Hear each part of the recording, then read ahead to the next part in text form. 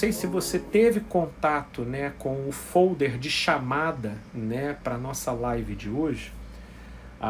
Ela recebeu o seguinte tema na forma de uma pergunta. Como conseguir amar alguém que muito me fez sofrer? Como conseguir amar alguém que muito me fez sofrer, né? E logo abaixo eu criei pequenas questões que acabam orbitando em torno desse tema, que seria a pergunta: você até gostaria de perdoar, mas não consegue? Você até gostaria de dispor de melhor sentimentos na direção de uma pessoa, mas não consegue?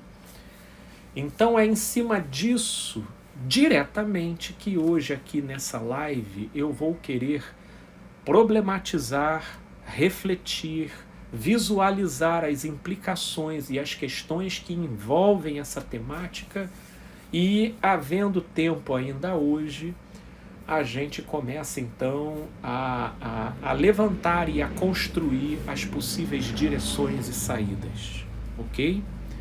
Eu acho isso importante porque, de uma certa forma, ninguém, e eu poderia botar na casa do ninguém, porque se houvesse exceção quanto a isso, seriam raríssimas exceções, mas eu me darei a liberdade de manter essa afirmação de que ninguém mantém uma mágoa ou um ressentimento a longo prazo dentro de si e que vez ou outra já não tenha flertado consigo próprio com a possibilidade de se dispor a perdoar ao ofensor, ao agressor ou à pessoa que lhe tenha magoado, né? Repetindo, então, ninguém, né, que carregue dentro de si uma mágoa ou um ressentimento por um longo período, não tenha no curso desse período, por algum momento, flertado com a possibilidade de perdoar o agressor ou essa pessoa responsável por aquilo que a magoou. Só que qual é o dilema enfrentado nesses momentos?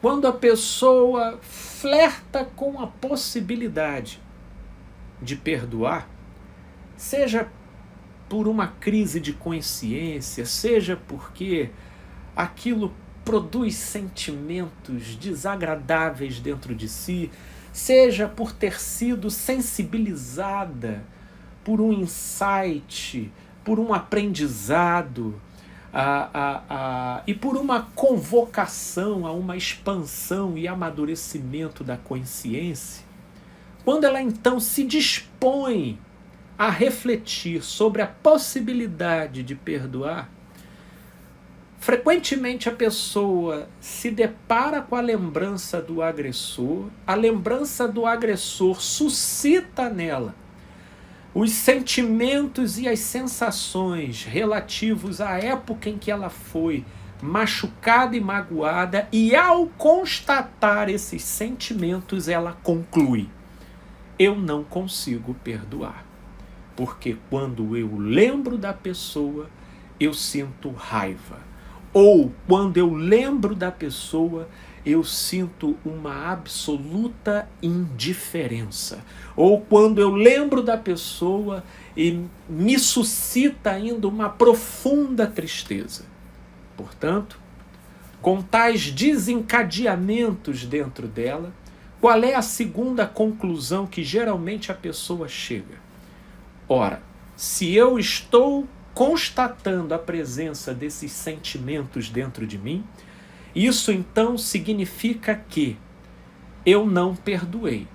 Porque se eu bancar a ideia de que eu perdoei sentindo o que eu estou sentindo, então eu estarei sendo hipócrita. Portanto, eu reconheço e admito a minha inabilidade de executar essa ação de perdoar, e então me conformo em permanecer com essa configuração emocional na direção daquela pessoa. Logo, entendo que, sendo honesto comigo mesmo, eu reconheço que ainda estou magoado com aquela pessoa e que, portanto, eu não consigo perdoá-la. Se você for parar para ver, obviamente que ninguém pensa de maneira literal e objetiva no modo como eu estou aqui descrevendo para vocês. Mas, de uma certa forma, eu estou trazendo uma ponderação de base em cima da energia e do pano de fundo que orquestra boa parte das ponderações das pessoas no que concerne a ideia da possibilidade de perdoar alguém, ou na direção daquilo que é o nosso tema dessa noite, de conseguir amar alguém que o fez sofrer. Inclusive, não são poucas as vezes que eu ouço colocações do tipo: ah, Felipe, você vai me desculpar, mas eu não sou espiritualizado ao ponto de olhar para aquela pessoa com ternura depois de tudo que ela me fez. Ah, Felipe, você vai me perdoar, mas eu não seria capaz de olhar com pena de um bandido depois que ele fez o que fez. Ah, Felipe, desculpa, isso daí deve ser coisa de um plano superior, mas eu particularmente me sinto assim em relação ao que aquela pessoa fez e aconteceu. Inclusive, num âmbito, espiritual e da espiritualidade, quando essas pessoas se deparam, com aquelas personalidades históricas que ficaram caracterizadas pela sua vida de santidade, elas geralmente traçam um verdadeiro abismo entre o exemplo daquelas pessoas e a possibilidade do que ela tem como potencial de vir a ser. E aí não é incomum eu ouvir pessoas: ah, Felipe, não, mas essas aí são pessoas especialmente vocacionadas, Felipe.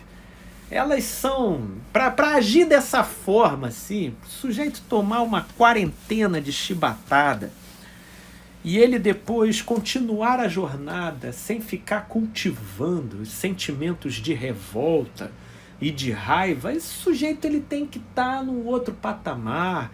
Eu acho que essas pessoas nem humanas elas eram, Felipe. Elas deviam carregar algum quê de demiurgo, algum quê de divindade, porque é muito esquisito. Eu, particularmente, estou muito distante dessa idealização.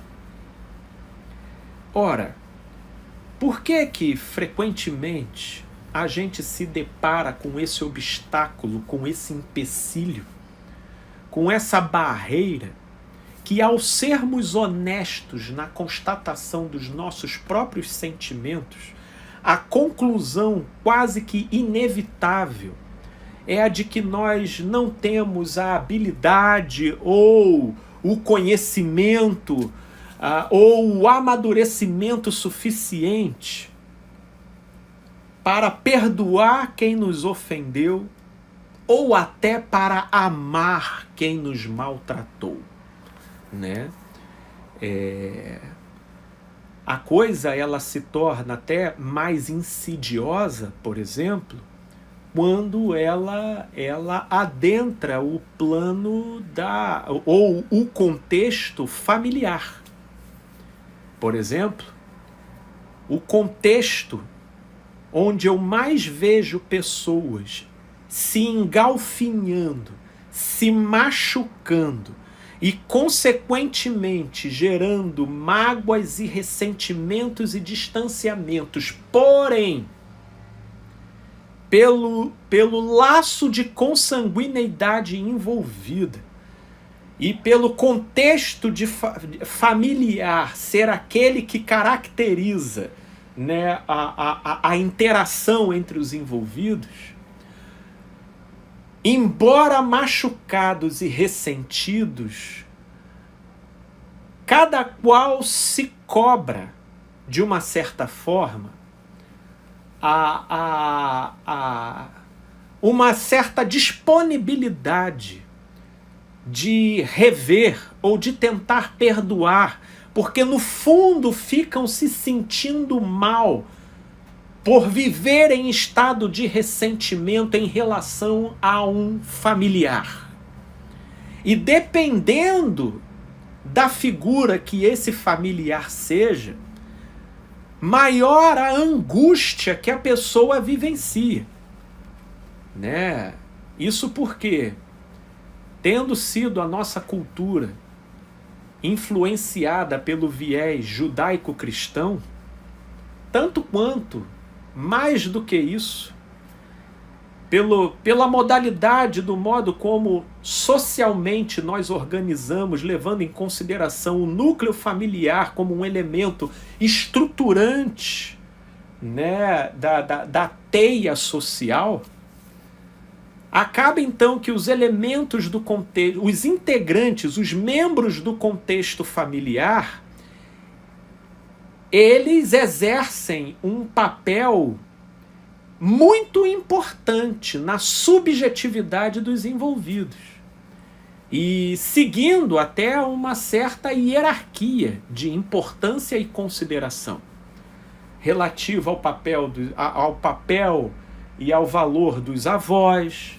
do pai, da mãe, de quem seja irmãos, de primos, de tios, obviamente que salvaguardando, né, o respectivo peso e papel que cada um tenha desenvolvido na trama familiar. Você vai perceber que em determinados contextos familiares, os avós sobrepujam em importância aos pais no olhar dos filhos pelo fato deles terem tido um papel prevalente na vida dos seus netos, né? E só que, em boa parte das vezes, o que nós encontramos? Nós encontramos pai e mãe tendo um papel prevalente na vida dos filhos. Mas isso não é regra, porque a paternidade e a maternidade não estão, né? Pelo menos quem aqui já tem uma trajetória mínima de vida para reconhecer que paternidade e maternidade não estão diretamente atrelados aos progenitores, mas sim àqueles que cumpram essa função na vida do sujeito. E isso pode ser altamente volátil, pode ser cumprido pelo papel, pela pessoa do avô, da avó, de um tio, de uma tia, ou até de pais adotivos, ok? O fato é, dependendo da natureza do vinculamento e da importância, né,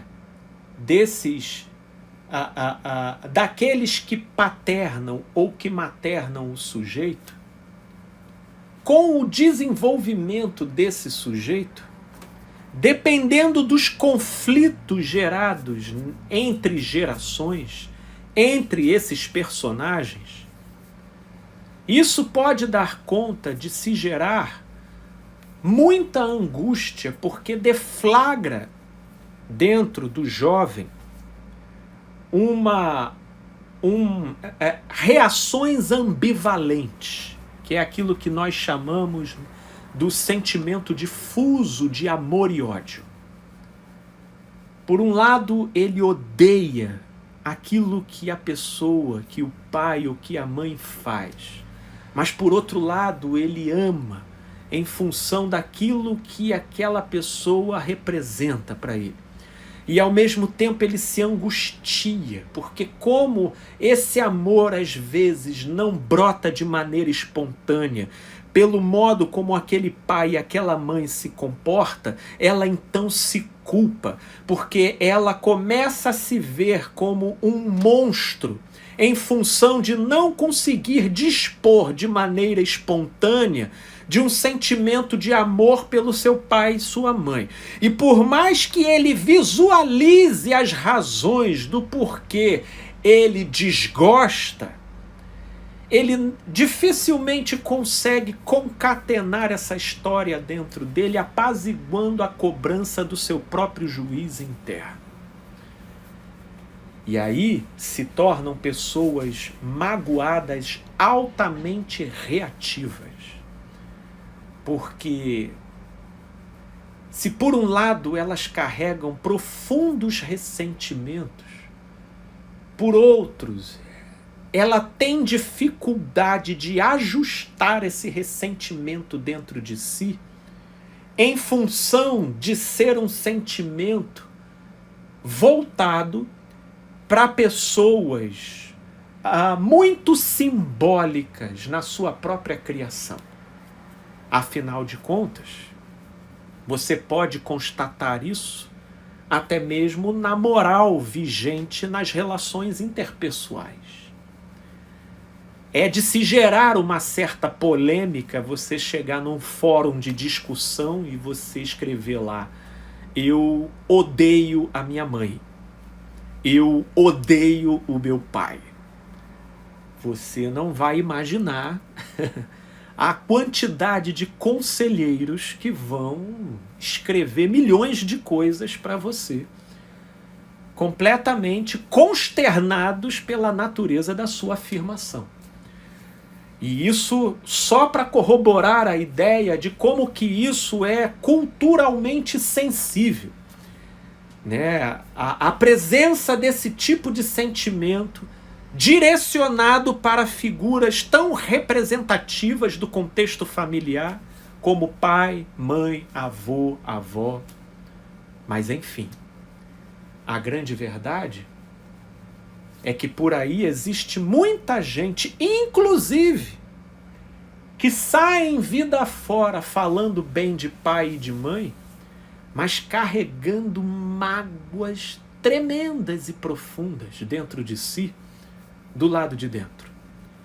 Porque, de uma certa forma, elas falam bem para não serem moralmente recriminadas, ou para com isso adquirirem uma vantagem moral diante das pessoas com as quais elas lidam.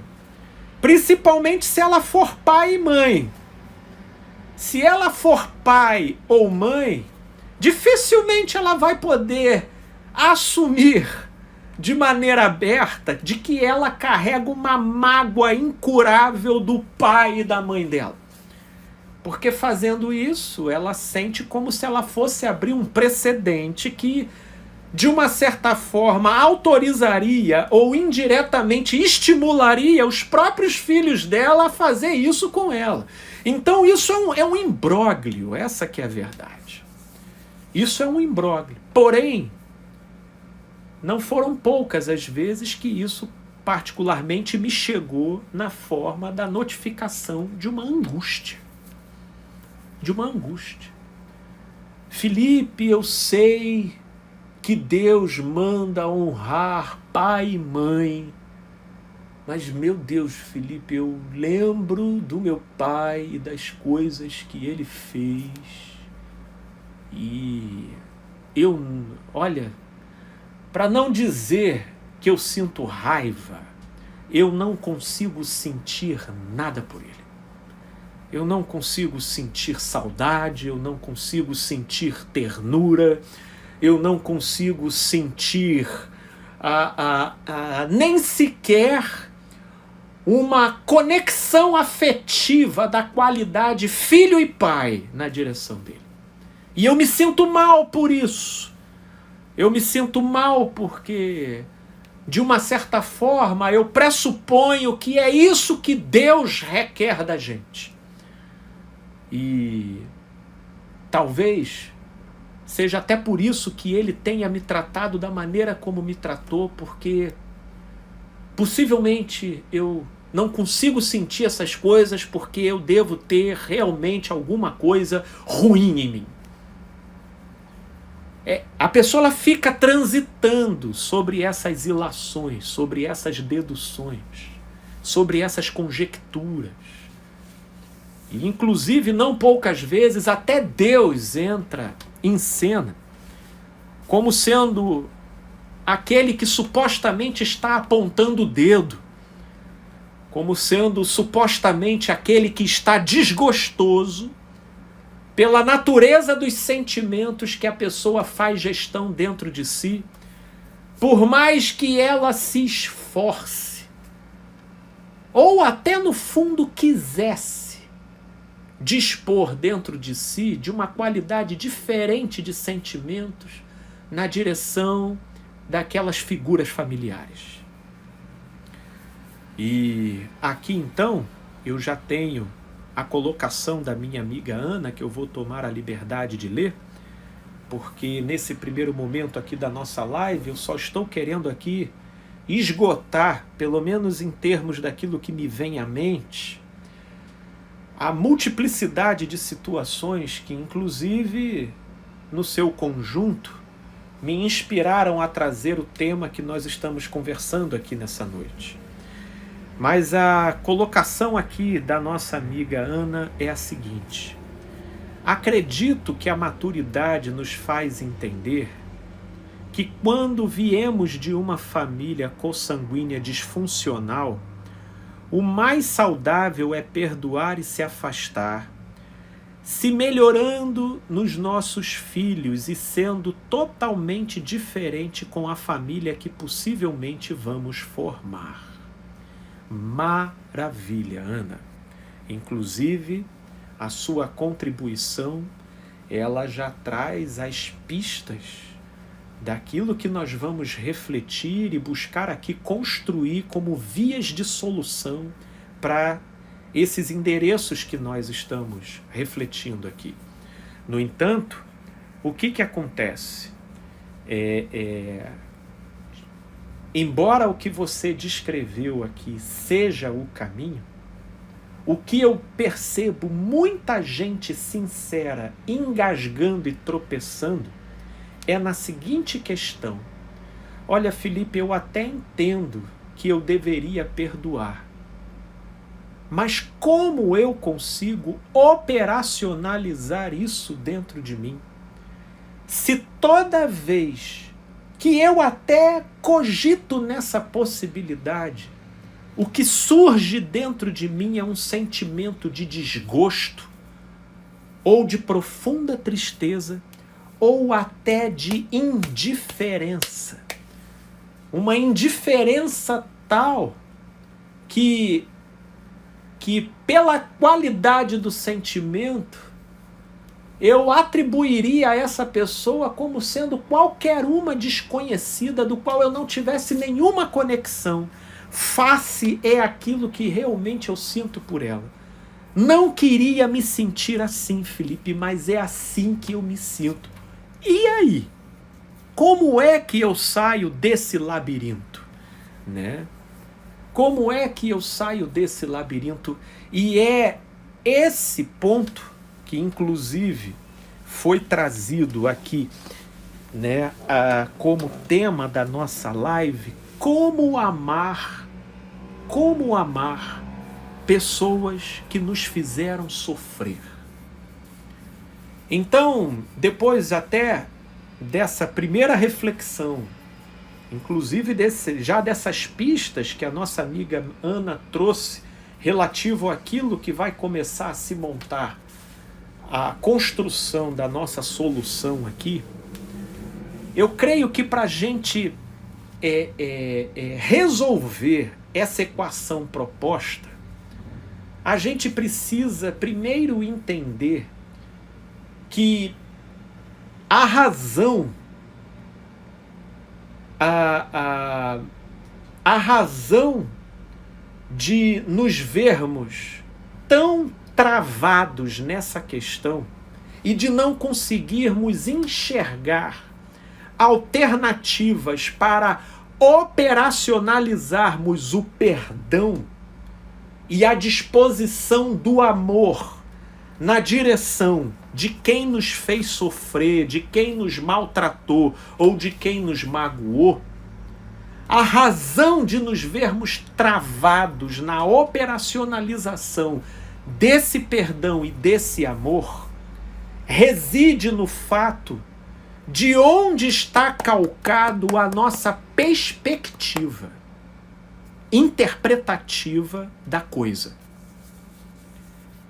E Felipe, onde está calcado a perspectiva interpretativa das coisas? No primado do sentimento. E é porque o sentimento cumpre um absoluto na perspectiva interpretativa dessa temática, é que no final das contas a conta não fecha.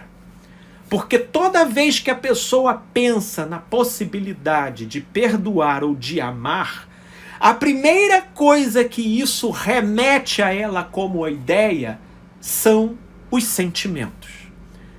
E aí, nesse caso, se ela faz uma averiguação dentro de si e ela não consegue encontrar a manifestação espontânea de sentimentos, seja na qualidade de uma pena, de uma misericórdia, ou de uma ternura, ou de um amor romântico, né? Ou de um enlevo sublime, ou de coisas que, na verdade, venham a inebriar e contingenciar emoções e afetos. Se ela não encontra isso de maneira espontânea, então ela conclui: isso é porque eu não perdoei. Porque, sinceramente, Felipe, ou isso é porque eu não amo. Porque, sinceramente, Felipe, eu não posso dizer que amo uma pessoa que particularmente eu nem me lembro. E, diga-se de passagem, não faço nem questão de me lembrar. Eu não posso dizer que perdoei, Felipe, uma pessoa que toda vez que eu lembro, o primeiro sentimento que me vem à tona é raiva. Eu não posso dizer, Felipe, que eu amo uma pessoa que, se porventura, por alguma razão, eu ver na frente, sei lá, a vontade que vai dar é de matar, Felipe. Portanto, partindo do primado do sentimento e da emoção, que se torna prevalente quando ela entra em contato com a memória ou com a ideia daquela pessoa, a pessoa então forja em cima disso a sua própria conclusão, sentenciando a si mesmo a uma inabilidade ou a uma incapacidade de amar ou de perdoar. Mas aí a pessoa perguntaria: mas Felipe, não é isso? Para amar a gente não tem que, né, sentir aquele amor, né? Nossa, sentir um frisson diferenciado. Ou para amar, né, Felipe, a gente não teria que pelo menos não sentir raiva ou não sentir um desgosto profundo? Ou para eu dizer que amo, Felipe, no mínimo eu não teria que pelo menos lembrar da pessoa, pelo menos com uma certa singeleza, com uma certa candura de coração? Não seria isso? Não. Porque se assim fosse, meus amigos, se assim fosse, olha, amar e perdoar nos seriam inacessíveis, pelo menos do ponto de vista psicológico. Porque para pensar comigo na seguinte perspectiva: se uma pessoa te faz mal, se ela te prejudica, se ela te lesa, E muitas vezes até por perversidade, né? De modo deliberado. Ora, e isso te atinge, te machuca, te afeta. Pelo amor de Deus, não vai ter como você, da noite para o dia, desabrochar uma ternura à revelia. E você, olha, Felipe, eu tive uma epifania aqui. Nossa, olha, eu era sistematicamente espancada na minha infância, mas do nada, Felipe, você não acredita, eu tô com a saudade daquela figura horrorosa que só chegava bêbada em casa e espancava minha mãe e depois vinha espancando os meus irmãos até chegar em mim. Olha, Felipe, eu acho que eu perdoei ele, sabe por quê? Porque eu sinto uma saudade dele, assim, olha, meus amigos, isso nem em Nárnia isso acontece, né? Salvo você tenha um surto psicótico, né? E aí sim, na ordem da esquizofrenia, a gente até consegue justificar melhor esse tipo de reação, né? Isso é quase da ordem de você se jogar de um prédio e ao invés de você se estatelar no chão, você chega lá no terraço do prédio. Você entendeu? Isso é remar contra a maré do rio, né? É lógico que do ponto de vista dos sentimentos, nós sempre seremos reativos àquilo que nos ocorre. Nós sempre seremos. E aqui, por exemplo, eu tenho aqui mais uma colocação da minha amiga Ana, que ela coloca o seguinte: é preciso simplesmente ir e não ficar mergulhado nesses sentimentos, porque dessa maneira você vai conseguir viver a sua vida sem culpa ou em débito. Temos aqui novas pistas que a nossa amiga Ana está colocando. Já é um bom caminho não andar concentrado nas qualidades negativas dos sentimentos que nos são provocados por aquilo que as pessoas fazem com a gente. Bacana. Mas eu quero aqui também criar uma reflexão acerca daquilo que eu aprendi com uma pessoa muito querida, né? Muito querida na minha trajetória e que particularmente contribuiu para a construção de muita coisa boa na minha consciência, né? E quando ele faz a diferenciação, querido pastor de alma, Caio Fábio, quando ele faz a diferenciação acerca de amar e gostar. E eu creio que aqui entra uma possível distinção e que nos ajudará muito a visualizar essa questão que eu estou aqui tentando problematizar, a fim de poder demonstrar o ponto em que boa parte das pessoas acabam engasgando e chegando à conclusão de que elas não são capazes de amar ou de perdoar determinados vilões do seu passado, né? E é muito útil a gente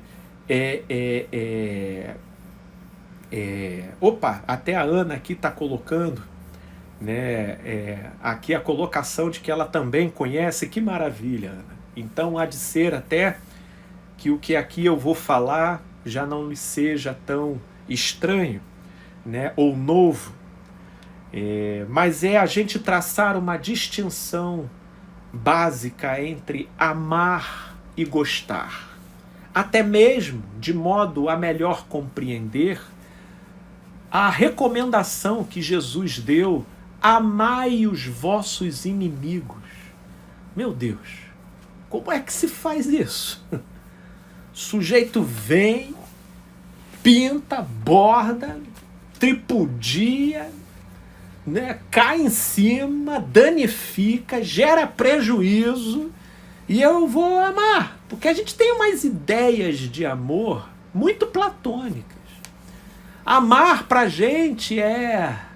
Primeiro, amar pra gente, pra maioria das pessoas, é sentimento. É sentimento, é sensação, é ternura, é romance. É aquela coisa assim, oh, como eu te amo. Então, uma pessoa que faça ideia de amor como sendo algo dessa forma, ao se ver violada, magoada ou ressentida com alguém, ela já buga logo na entrada da coisa. Ali já na entrada ela já vai dar uma bugada ali. Porque assim, pô, como que você fez isso comigo? Por exemplo, quando rolam mágoas dentro de relacionamentos. E aí eu fico vendo a pessoa que magoou querendo manipular a situação, dizendo, mas se você me perdoar, você tem que me aceitar de volta de novo. Você só vai ter me perdoado se você me aceitar de volta de novo em casa. E aí a pessoa, ela fica com aquela cobrança moral dentro dela. Pois é, né? Mas eu não estou perdoando. Mas, cara, eu ainda estou encafifado com esse cara. Eu até não desejo mal para ele. Eu até não quero a infelicidade dele. Mas eu realmente não estou disposta a voltar com ele novamente. Mas ele fica jogando com essa coisa como se isso não é, isso não deve ser perdão, né? Porque perdoar deve ser aquela atitude tipo, olha, fecha os olhos, finge que nada aconteceu e parte para dentro, né? Isso é maravilhoso, né? Para quem ofendeu, né?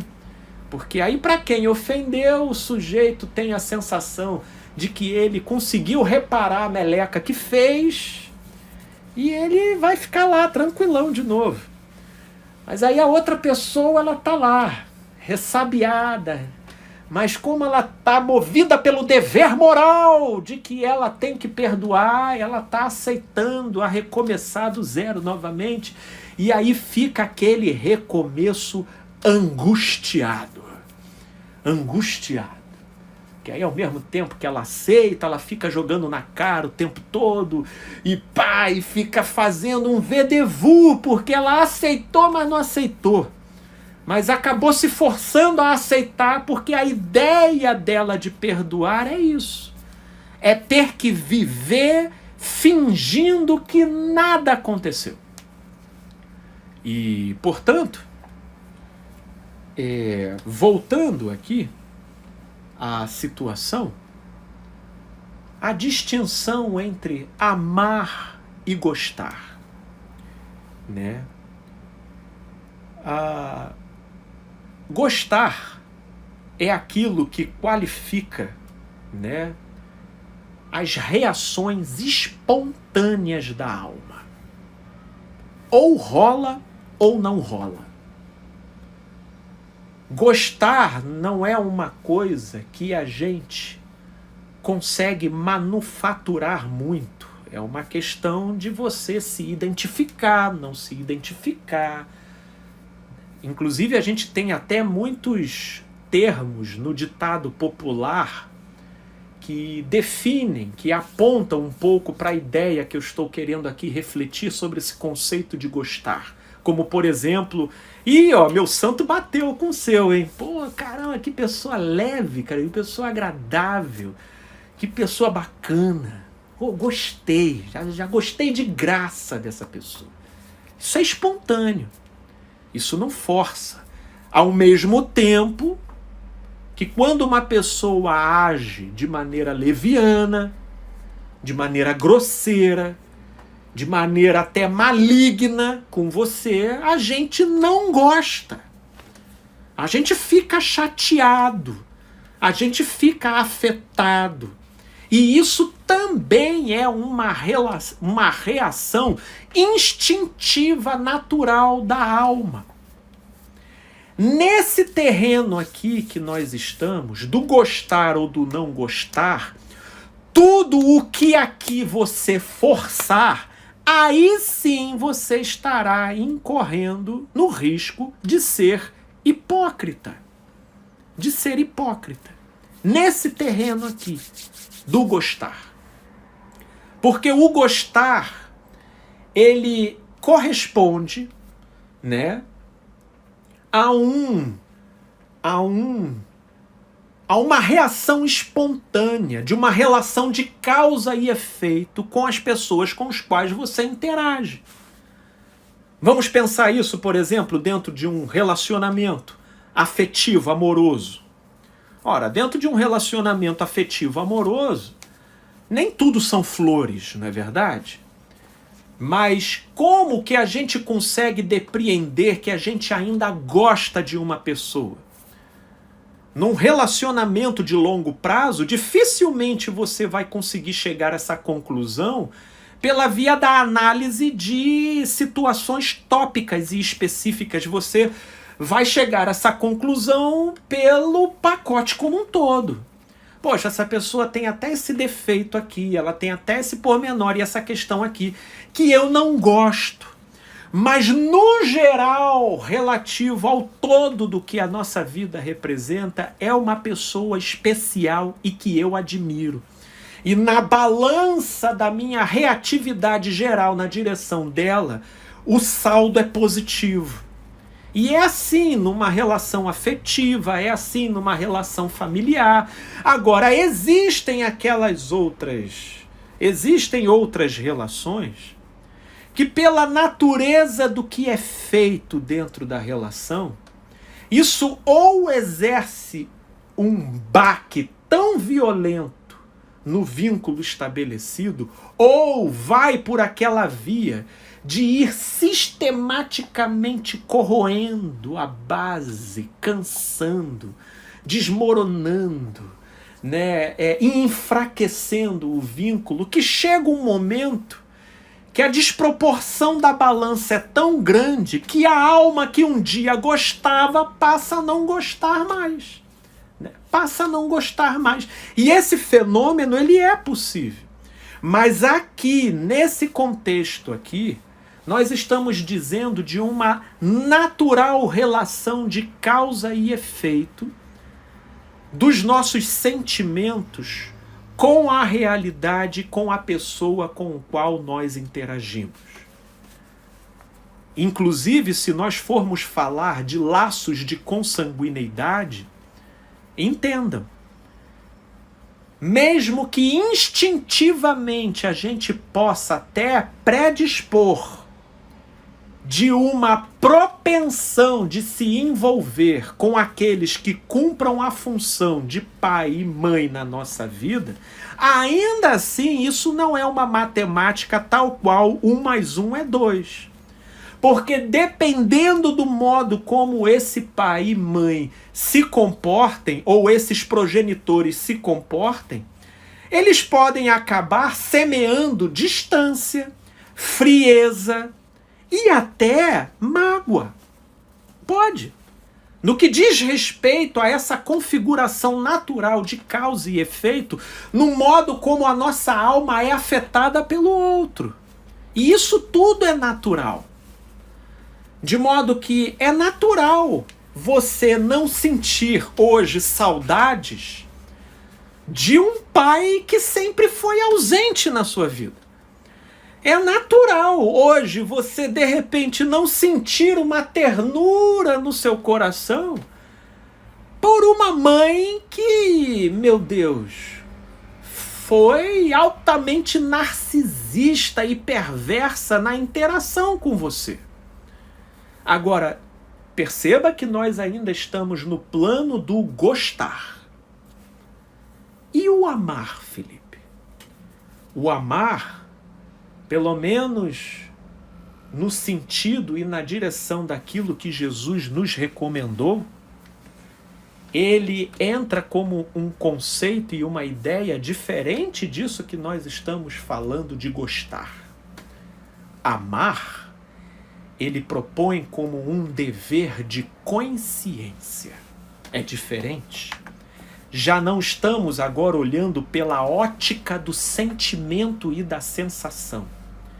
e sim da escolha deliberada da consciência relativo àquilo que você se predispõe a alimentar em você na direção daquela pessoa.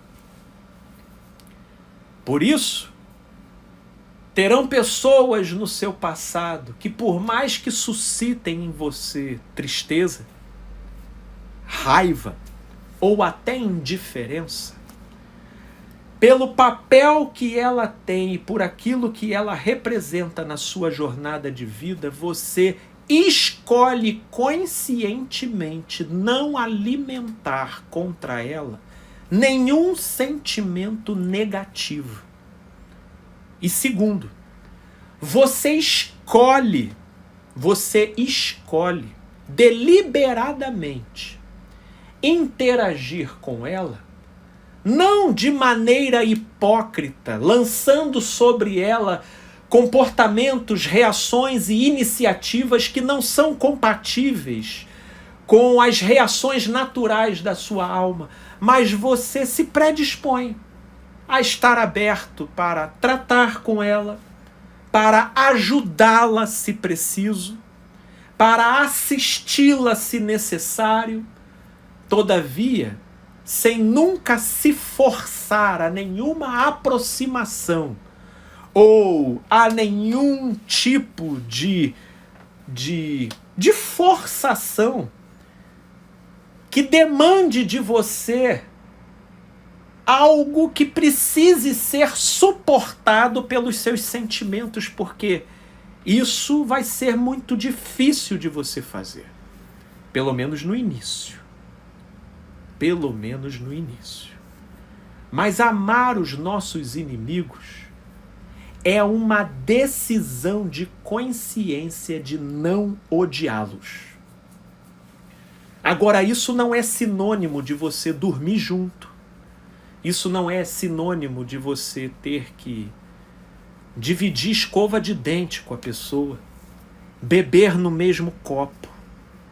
De modo que, inclusive, é o próprio Caio que faz uma afirmação e que é muito interessante. Entendendo essas duas dinâmicas, então eu posso dizer: eu amo a todos, porém nem de todos eu gosto. Em nome disso, isso me leva, por exemplo, a uma disposição mental de bem e de saúde para todos ao meu redor, principalmente e até aqueles que me fizeram mal. Mas nem com todos eu me proponho ou me forço proximidades e estreitamentos de vínculo. Não me forço a isso, porque não é espontâneo. Mas você pode ter certeza que se a pessoa precisar, ela vai poder contar comigo. Porque eu não vou me reduzir àquilo que ela me fez. Aquilo que ela me fez não será o teto que condicionará o meu potencial de vir a ser. Eu serei a minha melhor versão em Deus. Por isso, se ela precisar, eu estarei aqui para ajudar. Mas isso não me leva a me forçar absolutamente nada que não seja espontâneo em mim na direção dela. E aí, eu tenho aqui a KMS Padei que escreve o seguinte: eu achava que amar fosse mais do que gostar. Foi libertador para mim saber essa diferença. Oh, minha amiga, que bom que você está entendendo. Vai existir, tá, minha amiga, um amor onde esse amor ele promove uma convergência entre a deliberação da consciência e a reação de gostar da alma. Mas aí, minha amiga, esse amor aí, ninguém precisa de recomendação para amar. Porque esse amor aí, vamos dizer, ele é egocintônico, ele segue o fluxo dos instintos, entendeu? Oh, meu Deus, oxalá todas as pessoas aos quais nós fôssemos, né, recomendados a amar, né, pudessem ser aquelas que estivessem convergentes com o gostar da nossa alma. Mas é até essa provocação que Jesus faz para a gente. Ele fala o seguinte, né? Vejam os publicanos, eles só cumprimentam quem cumprimentam eles. Vejam eles lá, eles só amam quem amam eles. Mas a vocês eu estou convidando a um patamar superior de consciência. E de fato, o que aqui nós estamos falando é algo muito mais profundo. Como encontrar viabilidade de amar quem não suscita em mim a espontaneidade do gostar, sem que com isso, no final das contas, eu me conclua como um hipócrita? Ora, é entender que esse amor aí, quando ele se propõe como recomendação nesse tipo de contexto, ou seja, de você ser recomendada a amar quem te prejudicou, te fez sofrer, isso não é um sentimento. Isso é uma disposição de consciência. Isso é uma disposição de consciência. E na qualidade de uma disposição de consciência, a gente decide dia após dia, não só não direcionar e não alimentar dentro de si nada de negativo na direção daquela pessoa, como a gente se predispõe a, se tiver que ser, a assisti-la em alguma necessidade, se necessário for. Mas sem que com isso você force ou se force nenhuma atitude que seria compatível com um gostar, mas que você faça isso no limite do que seja o bom senso e do que seja o razoável para aquela pessoa e para a necessidade que ela tem. Entender isso também é você parar de se cobrar e de se culpar do porquê que você não consegue gostar de figuras familiares do seu passado, quando na verdade, como elas viveram na limitação da luz que elas receberam, elas foram incapazes de semear essa reação em você. Logo você a perdoa, mas você para de se culpar, porque você não sente mais saudade. Você para de ficar se cobrando de ter que arrancar de você uma ternura que não foi cultivada. E você passa a entender, puxa, hoje eu entendo que mesmo sem sentir as designações típicas daquilo que eu considerava amor, eu ainda assim vejo que posso amar aquela pessoa.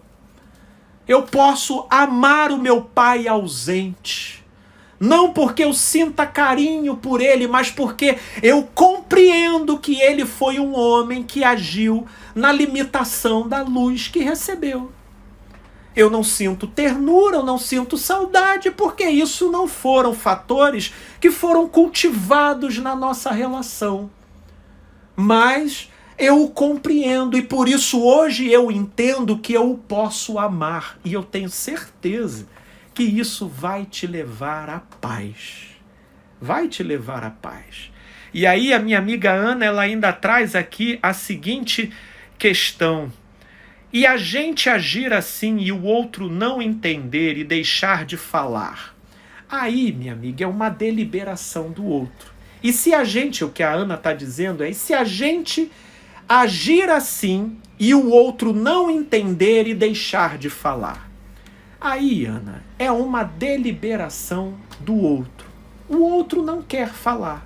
Mas no que diz respeito a você, você permanece aberto para tal. Você permanece.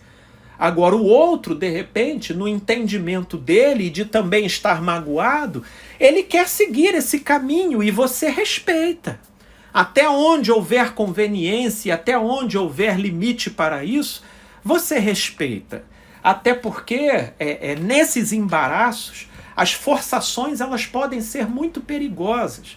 E elas podem acabar encaminhando aprofundamento de machucaduras. Mas no que diz respeito a você, você se mostra aberto. Se a pessoa cumprimentar, você cumprimenta. Se a pessoa falar, você fala. Entendeu? Você se abre para tal porque você não precisa voltar a conviver, você não precisa voltar a direcionar a ela o mesmo carinho e o mesmo amor, porque dependendo da natureza do afetamento, isso não vai ser espontâneo. Em alguns casos, esse resgate pode até acontecer. Em alguns casos pode.